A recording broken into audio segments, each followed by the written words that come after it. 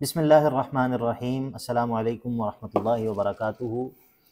آج کی ہماری مجلس، ہماری پوڈ کاسٹ انشاءاللہ اللہ کے نبی صلی اللہ علیہ وسلم کی سیرت کے حوالے سے سیرت کی ایک اوور ویو، سیرت کا ایک ٹائم لائن اس کے حوالے سے ہوگی انشاءاللہ۔ ہم یہ ڈسکس کریں گے کہ سیرت النبی صلی اللہ علیہ وسلم کے کون سے نمایاں ادوار ہیں، سیرت کو ہم کتنے نمایاں حصوں میں تقسیم کر سکتے ہیں، اور ہر دور کے کچھ اہم اور کچھ نمایاں جو پہلو ہیں ان کے اوپر انشاءاللہ ہم بات کریں گے۔ میرے ساتھ حسب معمول ہمارے شیخ ڈاکٹر عبدالجبار بلال حفظہ اللہ موجود ہیں، ان سے ہم بات کا آغاز کرتے ہیں۔ شیخ اہلاً وسہلاً، مرحبا۔ وعلیکم السلام ورحمۃ اللہ وبرکاتہ۔ جزاک اللہ خیر، بارک اللہ فیک۔ جزاکم اللہ خیر۔ شیخ، اللہ کے نبی علیہ الصلاۃ والسلام کی سیرت بہت ہی ضروری موضوع ہے، ہر مسلمان کے ساتھ اس موضوع کا بڑا گہرا تعلق ہے، کیونکہ ہم اللہ کے نبی علیہ الصلاۃ والسلام کا کلمہ بھی پڑھتے ہیں، آپ پر ہم ایمان بھی رکھتے ہیں، تو بالکل فطری سی ایک چیز ہے کہ انسان کے دل میں یہ خواہش پیدا ہوتی ہے کہ وہ اللہ کے نبی علیہ الصلاۃ والسلام کے بارے میں زیادہ سے زیادہ جاننے کی کوشش کرے۔ اسی ضمن میں پچھلی جو مجلس تھی اس میں ہم نے کچھ سیرت کے متعلقات اور سیرت کے کچھ ابتدائی اس کے بارے میں انٹروڈکشن کے بارے میں بات کی تھی۔ آج جو بات آپ سے انشاءاللہ میں پوچھنا چاہ رہا ہوں اور جس کے بارے میں ہم بات کر رہے ہوں گے، وہ یہ ہے کہ اللہ کے نبی علیہ الصلاۃ والسلام کی سیرت 63 سال کا عرصہ ہے، اور ظاہر ہے کہ یہ عرصہ سارے کا سارا ایک جیسا نہیں ہے، مختلف اس میں مراحل ہیں، مختلف اس میں چیزیں ہیں۔ تو یہ اس پورے عرصے کو جو نبوت کا عرصہ ہے یا اللہ کے نبی علیہ الصلاۃ والسلام کی زندگی ہے، اس کو ہم یعنی کہ کس طرح جو ہے وہ ہم تقسیم کر سکتے ہیں کہ ہم جو ہے وہ سیرت کا ایک اچھا فہم جو ہے حاصل کر سکیں۔ جی، سید صاحب، آپ نے اس میں جو فرمایا کہ 63 سال کا عرصہ پر محیط ہے یہ سیرہ کا معاملہ، تو اس میں رسول کریم صلی اللہ علیہ وسلم کی سیرہ کو ابتدائی طور پر دو حصوں میں ڈیوائیڈ کیا جاتا ہے۔ پہلا حصہ یہ ہے کہ محمد بن عبداللہ، اور دوسرا ہے محمد الرسول اللہ صلی اللہ علیہ وآلہ وسلم۔ یہ جو محمد بن عبداللہ والا جتنا عرصہ ہے 40 سال کا،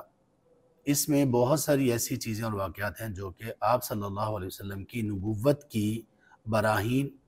اور نبوت کے دلائل کی صداقت پر بہت بڑی دلیلیں ہیں۔ وہ ان میں سے مثال کے طور پہ ایک دلیل یہ ہے کہ آپ صلی اللہ علیہ وسلم نے کبھی بھی 40 سال میں کسی سے بھی کوئی بات جھوٹ نہیں بولی۔ سبحان اللہ۔ تو یہ ایک بہت بڑی دلیل ہے، اس کی تفصیل میں نہیں ہم جا رہے ہیں، کہ جس شخص نے 40 سال تک کبھی جھوٹ نہیں بولا کسی کے بارے میں بھی، تو وہ کیسے ممکن ہے کہ وہ اللہ تعالیٰ کے بارے میں جھوٹ بول سکے۔ اور یہی بات تھی جو ہرقل نے، ہرکلس نے ابو سفیان سے جو باتیں پوچھی سیدنا رسول کریم صلی اللہ علیہ وسلم سے متعلق، تو اس میں یہ بھی تھا کہ میں نے آپ سے یہ پوچھا کہ وہ کیا وہ ان کو جھوٹ بولتے ہوئے آپ نے کبھی دیکھا یا اس کی تہمت ان پر ہے؟ تو آپ نے کہا نہیں۔ تو اس سے مجھے یہ پتہ چلا کہ جو شخص دنیا میں کسی شخص پر جھوٹ نہیں بولتا تو وہ کیسے ممکن ہے کہ اللہ تعالیٰ پر جھوٹ بولے۔ تو اس اعتبار سے یہ جو 40 سال کی آپ کی زندگی ہے، سیرہ کا یہ والا حصہ، یہ بھی انتہائی امپورٹنٹ ہے۔ اس سیرہ کے حصے کے بعد جو آپ صلی اللہ علیہ وسلم کی زندگی کا وہ حصہ شروع ہوا جب آپ پر وحی کا آغاز ہوا، تو اس کے بعد پھر اس کو 3 حصوں میں تقسیم کیا جاتا ہے۔ پہلا حصہ یہ ہے مکی دور، صحیح۔ اور مکی دور میں بھی خاص طور پر 2 حصے ہیں اس کے۔ ایک یہ کہ جب تک آپ خفیہ دعوت دیتے رہے، صحیح۔ اعلان کے بعد، اور دوسرے نمبر پر جب آپ نے دعوت کو اعلانیہ دینا شروع کیا۔ اور خاص طور پر اس میں تیسری ایک اور چیز ہے جو اعلانیہ دعوت کے اختتام پر ہوئی، وہ ہے ہجرت کا واقعہ۔ صحیح۔ تو مدنی دور کو بھی اسی طرح سے ہم 2 حصوں میں تقسیم کر سکتے ہیں، ایک ہے صلح حدیبیہ سے پہلے کے واقعات، اور ایک ہے صلح حدیبیہ کے بعد کے واقعات۔ تو اس طرح سے یہ ایک ٹائم لائن بنائی جا سکتی ہے سمجھنے کے لیے اور اس کو اخذ کرنے کے لیے کہ کیا ہم اس سے دروس لے سکتے ہیں۔ جزاک اللہ خیر۔ شیخ، میں آپ کی بات سے جو سمجھا ہوں وہ یہ ہے کہ اللہ کے نبی صلی اللہ علیہ وسلم کی جو نبوت کی زندگی ہے، تقریباً 23 سال کی جو زندگی بنتی ہے، یہ اس کی اہمیت اور یہ اصل تو یہ ہے، اس میں کوئی شک نہیں، لیکن اس کی جو بنیاد ہے وہ ان 23 سال سے پہلے کی جو آپ کی 40 سالہ زندگی ہے، وہ گویا کہ اس اگلے 23 سال کے لیے ایک بنیاد ہے۔ جی، کئی ایک طرح کی بنیادیں فراہم کرتی ہیں۔ اور اللہ کے نبی علیہ الصلاۃ والسلام کی نبوت کے جو دلائل ہیں، ان میں جو نمایاں ترین چیز ہے وہ آپ کا کنڈکٹ، آپ کا اخلاق، آپ کی شخصیت، جو کہ ان 40 سالوں میں آپ علیہ الصلاۃ والسلام کا کردار تھا۔ آپ نے اس کو بطور دلیل اپنے مخالفین کے سامنے جو ہے وہ پیش کیا۔ یہاں پر میرے ذہن میں ایک ابن تیمیہ رحمہ اللہ کا ایک قول جو ہے وہ آ رہا ہے، جو کہ انہوں نے اسی تناظر میں ذکر کیا ہے کہ نبوت اور نبوت کا سچا ہونا یا نبوت کا صرف ایک دعویٰ ہونا، اس میں فرق جو ہے وہ کتنا بڑا فرق ہوتا ہے۔ تو واقعتاً وہ جو بات انہوں نے کہی ہے وہ بڑی غور طلب بات ہے کہ النبوۃ اما ان يدعیها اصدق الصادقین او اکذب الکاذبین سبحان اللہ۔ ولا يلتبس هذا بهذا الا على اجهل الجاہلین، کہ نبوت کا دعویٰ کرنے والا جو ہے یا تو وہ اصدق الصادقین یعنی کہ سب سے بڑا سچا ہوتا ہے، یعنی اگر وہ سچا نبی ہے تو ظاہر ہے کہ وہ معمولی نوعیت کا سچا نہیں ہے، بلکہ وہ سچائی کے اعلیٰ درجے پر فائز ہوگا، تبھی اللہ تعالیٰ اس کو اپنی وحی پر امین بنا رہا ہے۔ اور اگر وہ جھوٹا نبی ہے، یعنی کہ وہ دعویٰ کر رہا ہے اور وہ نبی نہیں ہے، تو یہ جھوٹ بھی کوئی معمولی نوعیت کا جھوٹ نہیں ہے، اور ایسا شخص بھی کوئی معمولی نوعیت کا جھوٹا نہیں ہے، بلکہ وہ پرلے درجے کا جھوٹا ہے اور جھوٹ کے اندر انتہا درجے تک پہنچا ہوا ہے۔ تو اب جس طرح ہم اپنی روزمرہ کی زندگی میں بھی لوگوں کے کردار میں تفریق کر رہے ہوتے ہیں، لوگوں کے بارے میں ہم یہ ججمنٹ پاس کر رہے ہوتے ہیں، اور لوگوں کے کردار سے، معاملات سے ہم یہ جان رہے ہوتے ہیں کہ یہ شخص جو ہے وہ کس حد تک قابل اعتماد ہے، اس شخص کے ساتھ معاملہ کرنا چاہیے یا نہیں کرنا چاہیے وغیرہ۔ تو دو ایسے لوگ جو کہ ایک اصدق الصادقین ہے اور ایک اکذب الکاذبین ہے، ان کے درمیان جو فرق ہے وہ اتنا بڑا فرق ہوتا ہے، اتنا نمایاں فرق ہوتا ہے کہ جو شخص ان دونوں میں فرق نہ کر سکے تو وہ گویا کہ واقعتاً اجہل الجاہلین ہے، کہ جو ایک اصدق الصادقین اور ایک اکذب الکاذبین میں فرق نہ کر سکے۔ تو اللہ کے نبی علیہ الصلوۃ والسلام کی جو نبوت کے اعلان سے پہلے کی جو زندگی ہے، آپ کا جو کردار ہے اور جس کی گواہی آپ کے مخالفین بھی دیتے رہے، تو یہ گویا کہ اللہ کے نبی کی جو 23 سالہ زندگی ہے اس کے لیے ایک بنیاد کی طرح ہے۔ اور اس سے یہ بھی بات سمجھ آتی ہے کہ بعض دفعہ انسان جب سیرت کا مطالعہ شروع کرتا ہے تو وہ نبوت کے بعد کے جو واقعات ہیں صرف انہی پر فوکس کر رہا ہوتا ہے کہ بس اللہ کے نبی علیہ الصلوۃ والسلام من حیث الرسول، تو یہ درست نہیں ہے، بلکہ آپ کی جو نبوت کا اعلان کرنے سے پہلے کی زندگی ہے اس کی بھی بہت زیادہ اہمیت ہے۔ جزاک اللہ خیر۔ شیخ، یہ جو نبوت کا اعلان کرنے سے پہلے کا عرصہ ہے، اس میں ہمیں اس طرح کی چیزیں ملتی ہیں سیرت کی کتابوں میں کہ اللہ کے نبی علیہ الصلوۃ والسلام اپنی قوم کے حوالے سے، اور جو قوم ان کی جس چیز پر تھی اس پر مطمئن نہیں تھے، بلکہ آپ جو ہے وہ یہ سمجھتے تھے کہ اگرچہ آپ کے پاس وہی تفصیلی طور پر وہی کا علم موجود نہیں تھا، تو اللہ کے نبی علیہ الصلوۃ والسلام کی کیا کیفیت تھی، کس چیز پر تھے آپ، نبوت ملنے سے پہلے آپ کے کیا، اپنی قوم کے جو عقائد اور ان کے عمل کے حوالے سے آپ کا کیا نظریہ تھا، کیا جی، سوچ؟ اس میں آپ نے یہ جو بات کہی کہ وہ لوگ جو سیرہ کا مطالعہ کرنا چاہتے ہیں اور وہ صرف اور صرف نبوت کے بعد کی زندگی کو فوکس کرتے ہیں اور پہلی والی زندگی کو یکسر چھوڑ دیتے ہیں، تو وہ بہت سی چیزوں میں بہت سارے طرح کے علم سے محروم رہتے ہیں اور بہت سارے دلائل نبوہ سے بھی ان کی واقفیت نہیں ہو پاتی۔ جیسے کہ اللہ تعالیٰ نے فرمایا سورہ یونس کی آیت 16 میں، آیت 18 میں آپ کا فرمان ہے کہ فَقَدْ لَبِثْتُ فِيكُمْ عُمُرًا مِّن قَبْلِ أَفَلَا تَعْقِلُونَ، کہ اس سے پہلے میں نے تم لوگوں میں ایک عمر گزاری، تم لوگ سمجھتے کیوں نہیں ہو۔ تو یہ آیت قرآن میں ہونا، یہ اس طرف اشارہ ہے بڑا وضاحت کے ساتھ کہ ہمیں آپ صلی اللہ علیہ وسلم کی پہلی زندگی کو بھی لینا چاہیے۔ اب رہی یہ بات کہ آپ صلی اللہ علیہ وسلم پہلے کس چیز پر تھے، کس دین پر تھے، یا آپ کے کیا اس اعتبار سے مشاغل تھے، اس کے لیے ہمیں سورۃ الضحیٰ کی جو آیت ہے نا، وَوَجَدَكَ ضَالًّا فَهَدَىٰ، یہ بہت اہم ہے۔ آپ صلی اللہ علیہ وسلم کے بارے میں اس آیت کریمہ میں یہ کہا گیا کہ آپ کسی چیز کی تلاش میں تھے، آپ سرگرداں تھے، آپ کوئی چیز اپنی زندگی میں مس کر رہے تھے،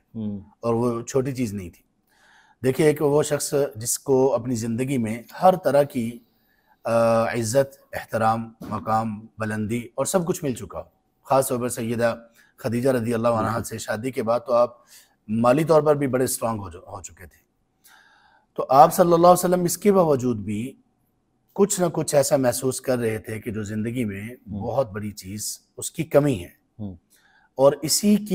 کی تلاش کے لیے یا اس کے بارے میں سوچنے کے لیے آپ علیہ السلام غار حرا جایا کرتے تھے نبوت سے پہلے۔ اور سبحان اللہ، دیکھیے کہ اللہ تعالیٰ نے بھی وحی کے نزول کا آغاز آپ کے خانہ کعبہ میں موجودگی سے نہیں کیا، سیدہ خدیجہ رضی اللہ عنہ کے گھر موجودگی سے نہیں کیا، اور کسی اور جگہ پہ نہیں کیا، بلکہ وہاں پہ کیا جہاں پر آپ اسی مسنگ چیز کے بارے میں جاننے کے لیے جاتے تھے کہ کچھ ہے جو مس ہے لیکن آپ کو معلوم نہیں تھا۔ اس سے پہلے آپ صلی اللہ علیہ وآلہ وسلم نے باوجود اس قوم کا ایک فرد ہونے کے باوجود کہ جو ساری کی ساری شرک میں مبتلا تھی، بت پرستی کرنے والی تھی، آپ نے کبھی کوئی ایسا فعل نہیں کیا، کبھی بت پرستی کا کوئی ایک ذرہ برابر بھی شائبہ تک نہیں آپ صلی اللہ علیہ وسلم کی اس سیرہ کے اس پورے پارٹ میں کسی بھی جگہ پہ نہیں ملے گا۔ ان کی وہ جو رسومات ہیں، ان کی جو اس طرح کی توہم پرستیاں ہیں، سب کسی میں بھی آپ کا کوئی حصہ نہیں تھا۔ آپ ان سے ان سب کاموں میں الگ تھلگ رہتے تھے۔ شیخ یہ یعنی کہ اللہ تعالیٰ ہی یعنی کہ اپنے نبی کو جس طرح اللہ تعالیٰ نبوت کے بعد محفوظ معصوم رکھتے، کیونکہ اللہ تعالیٰ کے علم میں تو تھا، بالکل اللہ کے علم میں تھا، اس سے پہلے بھی اپنے نبی اس سے کو پہلے بھی معصوم رکھتے ہیں۔ دیکھیں اللہ کے جتنے بھی انبیاء علیہ السلام ہیں نا، اللہ تعالیٰ نے ان کے نسب کو محفوظ رکھا ہے۔ سبحان اللہ۔ تمام انبیاء کا نسب محفوظ ہے، وہ جن کی طرف منسوب ہیں، جس والد کی طرف، اس میں کوئی کسی طرح کا کوئی شک نہیں ہے۔ اسی طرح اللہ تعالیٰ نے اپنے انبیاء علیہ السلام کو ہر طرح کی کردار کے منافی ہر چیز سے محفوظ رکھا ہے، ہر چیز سے۔ حیا کے معاملے میں دیکھ لیں، سچائی کے معاملے میں دیکھ لیں، تمام انبیاء، اور یہ ہمارے آخری نبی خاتم النبیین صلی اللہ علیہ وآلہ وسلم، یہ تو صداقت کے جیسے آپ نے کہا اصدق الصادقین، صداقت کے سب سے بلند درجہ پر فائز تھے۔ تو اس طرح سے آپ صلی اللہ علیہ وسلم اپنی زندگی میں کچھ مس کر رہے تھے۔ فہدا ووجدک ضالا فہدا، اسی چیز کی تلاش میں آپ کو پایا اللہ تعالیٰ نے، اور پھر آپ کو اللہ تعالیٰ نے ہدایت کی طرف گامزن کیا، آپ کو وہ راہ دکھا دی، وہ چیز آپ کو دکھا دی جو آپ اپنی زندگی میں مس کر رہے تھے اور کمی محسوس کر رہے تھے۔ نہ صرف عطا کر دی بلکہ آپ کو خود ہادی بنا دیا، خود اس جس کا طرح ہے کہ ما کنت تدری ما الکتاب ولا الایمان ولکن جعلناہ نورا نہدی بہ من نشاء من عبادنا وانک لتہدی الی صراط مستقیم۔ اللہ اکبر۔ تو اللہ کے نبی علیہ السلام پھر جو ہے وہ ہدایت کا ایک چراغ بلکہ سورج بن گئے۔ شیخ ایک تو یہ پہلو ہے صداقت کا اللہ کے نبی علیہ السلام کی زندگی میں، ایک دوسرا جو پہلو وہ بڑی خوبصورت حدیث ہے سیدہ خدیجہ رضی اللہ تعالیٰ عنہ کے بڑے سمجھداری پر مبنی کومنٹس ہیں کہ جب اللہ کے نبی علیہ السلام آئے اور آپ پہلی وحی کے بعد بالکل پریشان تھے، اور سیدہ خدیجہ رضی اللہ عنہ نے اس موقع پر جو تبصرہ کیا اللہ کے نبی علیہ السلام کے بارے میں، تو اس سے یہ پتہ چلتا ہے کہ نہ صرف یہ کہ آپ صداقت کے اعلیٰ معیار پر فائز تھے، بلکہ معاشرے کے اندر بھی انت تحمل الکل وتعدم وتکسب المعدوم، تو اس کا مطلب ہے کہ اللہ کے نبی علیہ السلام کا جو سوسائٹی کے اندر ایک آپ کا لوگوں کی خدمت کے حوالے سے، اور یہ بھی ایک کردار معلوم تھا لوگوں کے ہاں یہ جی یہ سچائی کا ہم اس لیے کہہ رہے ہیں کہ سچائی آدمی کی تمام صفات میں سے سب سے بلند ترین صفت ہے، اور سچائی کا بار بار تذکرہ اس لیے ہوتا ہے کہ ہر گناہ کے لیے بندے کو جھوٹا ہونا پڑتا ہے۔ جو بندہ گناہ کرنے والا ہو، مختلف طرح کے گناہ، وہ اس کے کردار کی سیاہی ہو، اس کے اخلاق کی سیاہی ہو، اس میں جھوٹ نمایاں ہوتا ہے۔ صحیح۔ منافقین کے اللہ تعالیٰ نے قرآن کریم میں اور حدیث مبارکہ میں کوئی 60 سے زیادہ علامات بیان کی ہیں، لیکن جہاں پہ یہ بتایا گیا کہ ان کے لیے دردناک عذاب ہے، وہاں پہ صرف ان کی ایک علامت کا ذکر کیا، وَلَهُمْ عَذَابٌ أَلِيمٌ بِمَا كَانُوا يَكْذِبُونَ، سورۃ البقرہ آیت نمبر 10۔ یہ اس لیے کہا گیا کہ باقی ساری علامات، حالانکہ اس میں استہزاء کرنا بھی تھا اللہ تبارک و تعالیٰ کے رسول صلی اللہ علیہ وسلم کا، اس میں اندر کی خبریں باہر پہنچانا بھی تھا، بڑے سیریس قسم کے ان کے اوپر تھے، لیکن اس کے باوجود اللہ تعالیٰ نے ان کے عذاب کے حوالے سے، ان کے انجام کے حوالے سے جس گناہ کا ذکر کیا وہ صرف جھوٹ ہے، وَلَهُمْ عَذَابٌ أَلِيمٌ بِمَا كَانُوا يَكْذِبُونَ، اس لیے کہ ہر گناہ کے پیچھے آپ کو جھوٹ ملے گا۔ آپ صلی اللہ علیہ وآلہ وسلم، ہمارے ماں باپ، ہماری اولادیں، نسلیں، جسم و جان، مال و دولت سب آپ پر قربان ہو، آپ صلی اللہ علیہ وسلم کے بارے میں جو ہم صادق اور امین کا بار بار کہتے ہیں، اس کا مطلب یہ ہے کہ یہ دو صفات اکیلی نہیں ہوتی کبھی بھی، یہ دو صفات اپنے ساتھ پورا ایک مجمع اور پورا لشکر اعلیٰ صفات کے لیے ہوئی ہوتی ہیں۔ سیدہ خدیجہ رضی اللہ عنہ نے 5 باتیں ذکر کی، اور شاید ایک روایت میں 6 بھی ہیں۔ صحیح بخاری میں جو ہے وہ اگر میں نہیں بول رہا ہوں، وہ الفاظ یہ تھے کہ اِنَّكَ لَتَحْمِلُ الْكَلَّ وَتُكْسِبُ الْمَعْدُومَ وَتَصِلُ الرَّحِمَ وَتَسْلُكُ الْحَدِيثَ وَتُعِينُ عَلَى نَوَائِبِ الْحَقِّ، یہ ساری بہت بڑی بڑی کوالٹیز ہیں۔ بتائیے گا تحمل الکل، تحمل الکل کا مطلب ہے کہ آپ لوگوں کا بوجھ اٹھاتے ہیں۔ الکل سے مراد ایک تو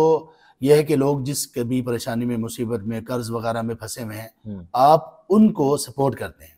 اور تکسب المعدوم تو ایک عجیب صفت ہے جو بہت کم لوگوں میں سننے میں ملتی ہے، اگر کسی میں ہو بھی تو آپ صلی اللہ علیہ وسلم میں یہ موجود صفت تو بہت اعلیٰ درجے پر ہوگی۔ تکسب المعدوم کا ایک مطلب، ایک معنی اس کی شرح یہ ہے کہ